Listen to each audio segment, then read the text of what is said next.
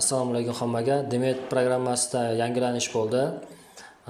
Yangilanish shundan iboratki, bemor bilan bo'lgan suhbatni sun'iy intellekt yordamida yozib oladi va uni bizga matn ko'rinishida o'tkazib beradi va sun'iy intellekt yordamida tavsiyalar beradi. Xo'sh, bu yerda ambulator bemorimizni ustiga bosib kirganimizdan keyin murojaat epizodini yozamiz. Yozganimizdan keyin pastga tushib, oldin biz shablon tanlar edik. Shablon tanlash shart emas. Bu yerda ovozni yozish tugmasi, sun'iy intellekt yordamida ovozni yozish tugmasi bor.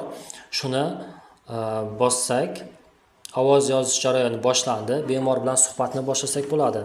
Qandli diabet bo'lganingizga necha yil bo'ldi? 3 yildan beri qandli diabet bilan kasallanganman. Bir kunda necha litr suv ichasiz? 3 litr. Shikoyatlari: holsizlik, bosh og'rishi, semizlik, ko'p uxlash, tez-tez peshobga borish. Bemor bilan suhbatingiz tugagandan keyin tugatish tugmasini bossangiz, ma'lumotlar qayta ishlanmoqda bo'ladi. Matn, ovozli xabarlarni matn ko'rinishiga o'tkazib olish uchun ozroq vaqt kerak. Kutib turamiz. Shunga e'tibor beringizlar.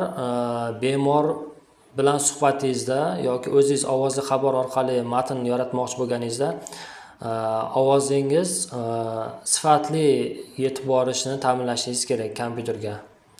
Sun'iy intellekt tushunishi yaxshiroq bo'ladi. Mana hozir biz bemor bilan suhbatimizni matn ko'rinishiga o'tkazib berdi. Bu ancha xatolari bor.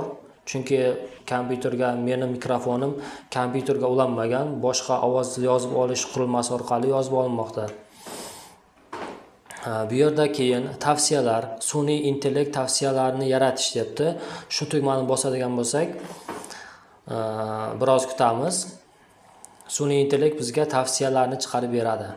Tavsiyalarni mana bu yuqoridagi matn orqali tavsiyalarni chiqarib beradi bizga.